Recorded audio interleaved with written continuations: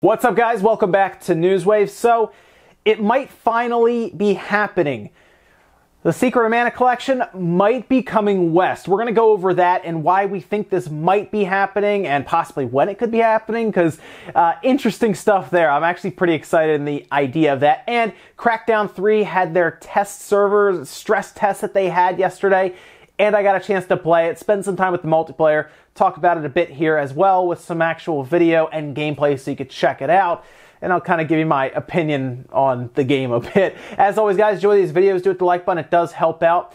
We're going to start today, actually, with Apex Legends. It's rapidly growing. I mean, like Fortnite levels of growing right now. It's past Fortnite on Twitch for viewership.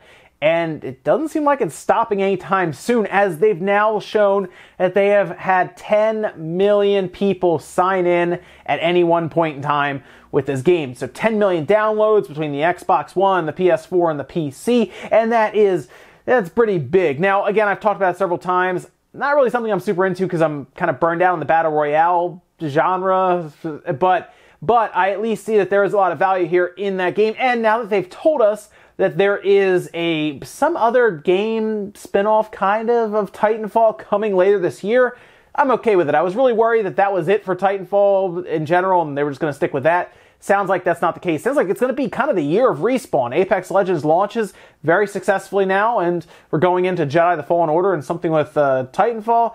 Interesting stuff there, but hey, Apex Legends keeps rolling along. We also saw a new Switch bundle announced that's starting February 15th, with Nintendo putting out this tweet here saying a new limited time Nintendo Switch bundle that includes a $35 Nintendo eShop download code will be available for the standard price of $300 or $299.99, and you can use that credit towards games they say like Smash Bros. Or Super Mario Bros. U Deluxe, Super Smash Bros. For example, basically trying to sell you on a bit more there. With obviously it's going to cost a bit more than $35, but with the amount of indie games or smaller games in general on the Switch, especially with the packed eShop, that $35 would actually go a long way. I mean, you could technically get like Hollow Knight or Wargroove or any other games that people are... Golf Story. You could get Wargroove and Golf Story. That's a pretty good pickup there. But I kind of see this as an interesting way to market, I guess, more value when you could technically just pack a game in there.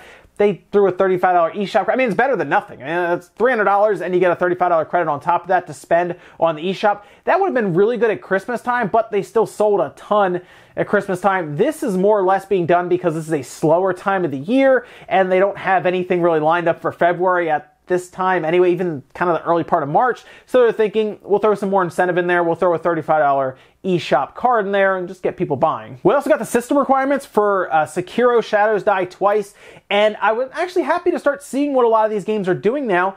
They're not massively, large file sizes. We've seen that, obviously, last year and the year before, where it's just massive file sizes.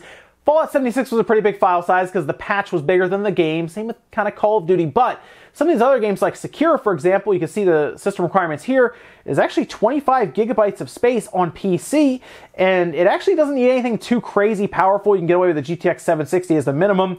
GTX 970 is recommended, but we've seen this with even like Resident Evil 2 Remake. That was like 26 gigabytes. If you look at the system requirements for Devil May Cry 5 that's coming up, for example, is 36.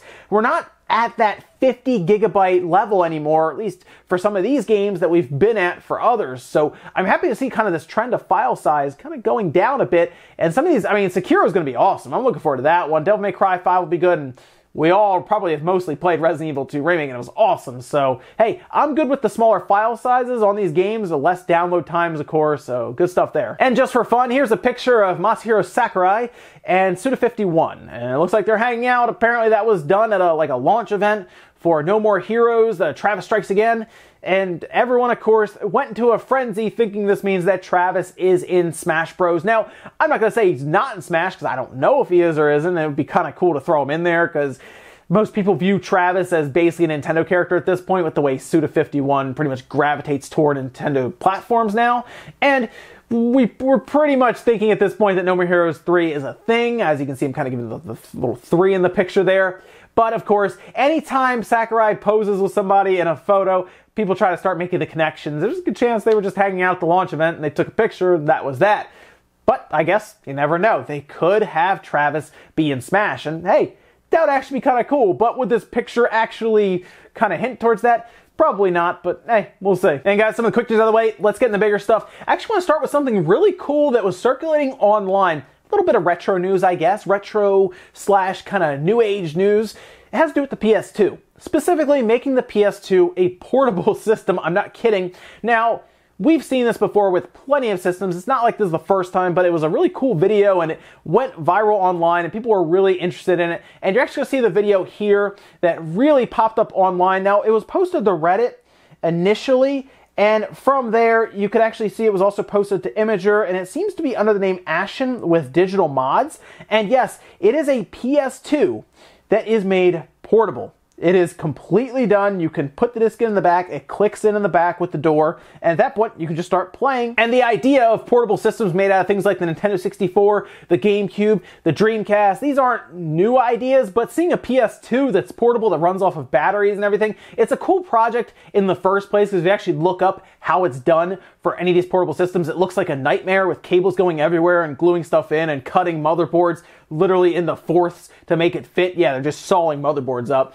It's a crazy project. I don't think it's something you'll be able to commission most people to make within reason because of the amount of time and effort that goes into it. It's going to cost hundreds, if not $1,000 to get this done just because of how much work goes into it. But it's so cool to see the final product, and I like seeing that. I don't know if I would ever get a lot of use out of one, but still really cool. I mean, it's still kind of a bulky thing, obviously, because they're fitting a PS2 into it. It's not like a DS Lite or even a Switch, but still cool to see. And hey, there you go, a PS2 that can be played technically anywhere. Although I can't imagine the battery life is like amazing, 3-4 hours maybe, but still, hey, the PS2 is portable. Next up, let's talk about the Secret of Mana collection, or the Seiken Densetsu collection in Japan.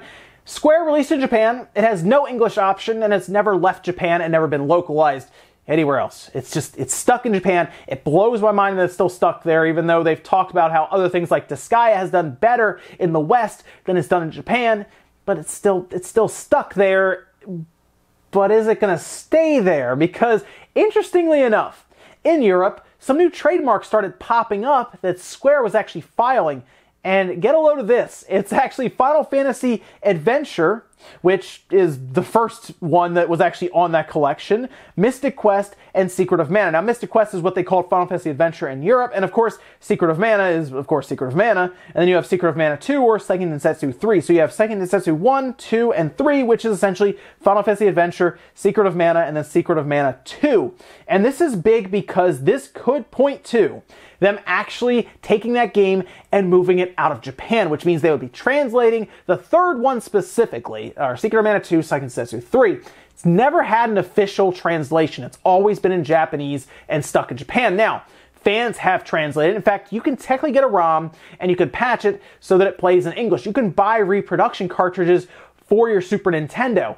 But this Switch collection is awesome looking. I'm going to show you in the box art. Check this box art out. Tell me it's not an amazing looking box art. I know when it leaves Japan, if it does, we're going to get a terrible looking box art. I already know it's not going to look that great. But still, the idea of it leaving and coming here to the US, Europe, any other parts of the world, it would be amazing. And yes, you can play this on your Switch right now because it's region free. So if you know Japanese, you can technically order it and play it.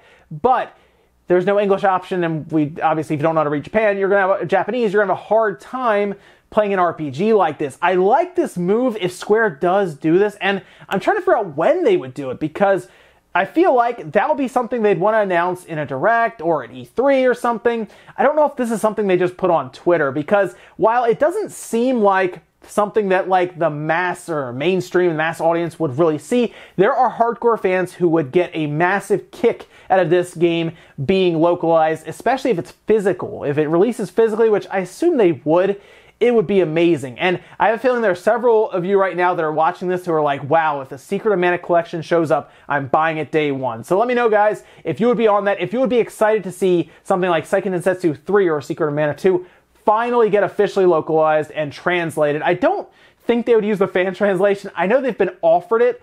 I think they would just want to do it themselves and just have it out there. So we'll see, but it would be honestly historic, I guess, technically, to see that game finally translated. Let me know what you guys think about, though, down below. Next up, let's talk about Crackdown 3, as they had their stress test that they had. This was yesterday, and later on at night and then in the afternoon, they had two different sessions. I did both of them, and I played it for a bit, and it was okay. Now, this is the multiplayer. I specifically want to play Crackdown 3 for the single player. Don't care too much for the multiplayer because I saw what they were trying to get at earlier on, where you had the lock-on mechanic with left trigger, and it didn't look like something I would get too into. The destruction mechanic seemed cool, but after I started playing it, I did kind of realize that it ran well enough, but it still felt kind of buggy, kind of glitchy at times. It was weird. The frame rate would struggle at times. I think it was mostly because the buildings were kind of, I guess the servers are figuring stuff out with the buildings. It seemed to mostly happen when buildings were kind of crashing down, almost like it was trying to figure out how they were going to break apart.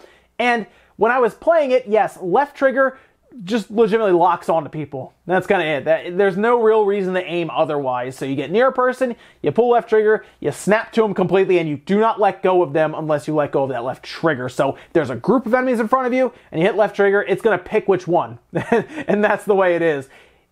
It wasn't as fun as I was hoping it would be. And when I looked at the building mechanics that were breaking apart, I was kind of hoping I would be, I guess, wowed by it when I was playing it, and I wasn't. It was like Red Faction or Bad Company 2. See, when I was playing Crackdown 3, the buildings they didn't feel heavy. Is that the best way to describe it? Like, when parts of it were breaking and I was falling down with it, it didn't feel like it was anything impactful, especially when it hit the ground. In fact, sometimes it would just bounce when it hit the ground rather than hit, and if it's concrete, it breaks apart, for example.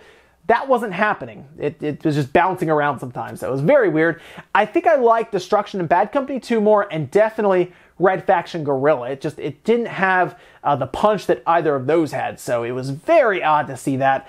Performance otherwise outside the frame rate was okay. Visually, it's not like an amazing or wow you kind of game. It's definitely the last game from the Don Matrick era, as everyone's saying, because it was probably in development in 2013, and it looks like a game that went into development in 2013, I guess is the best way to describe it, but not super impressed. I'm going to get Crackdown 3 on Game Pass, as I said before, specifically for the single player. The single player and the multiplayer are two separate icons, so I won't technically have to, I guess, load up the multiplayer at all.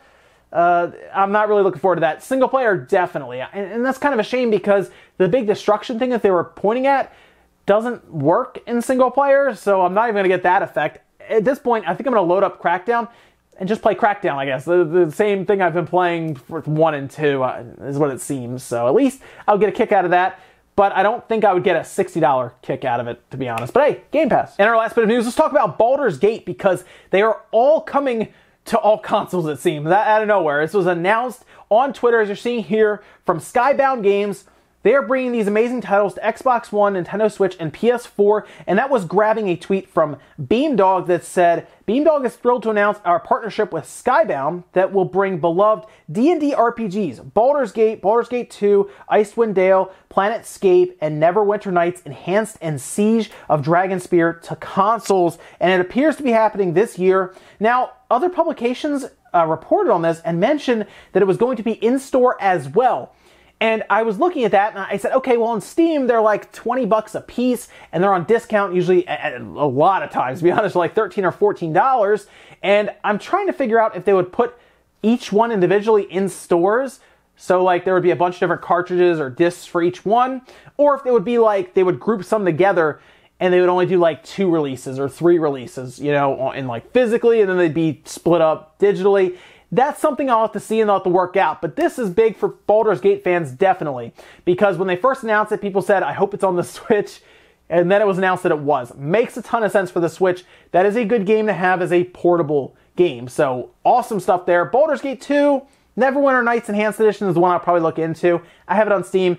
I've played it. These are all games from a while ago, right? Some of these are from like 2000, for example, just off the top of my head. Baldur's Gate is a classic, and when they did enhance a lot of these games, it was really cool to see them pop up on Steam, and now they're all going to consoles, PS4, Xbox One, and the Switch. Awesome stuff there. I'm happy for D&D fans and, of course, Baldur's Gate fans or Neverwinter Nights fans. Looks like there's a lot to look forward to this year if you want to play these on a console. Ladies and gentlemen, that's going to do it here for Newswave. If you enjoyed this video, guys, hit the like button. It really helps out. If not, hit the dislike. Leave comments down below about everything we talked about. Let me know about Secret of Mana Collection, because I think there are a lot of people who want it. I hope Square understands this, and I hope they understand they could probably get a lot more sales if they bring this game outside of Japan. bring it west to the US, bring it to, the West Europe and everything. Just release it everywhere you can, because I want to see Secret of Mana 2 or Seiken Densetsu 3 translated. Looking forward to it. I hope it happens. And of course, did you get a chance to play Crackdown 3 in their stress test? Let me know what you think about the gameplay and I guess the multiplayer and the destruction so far. Thanks guys for watching. Have a great weekend.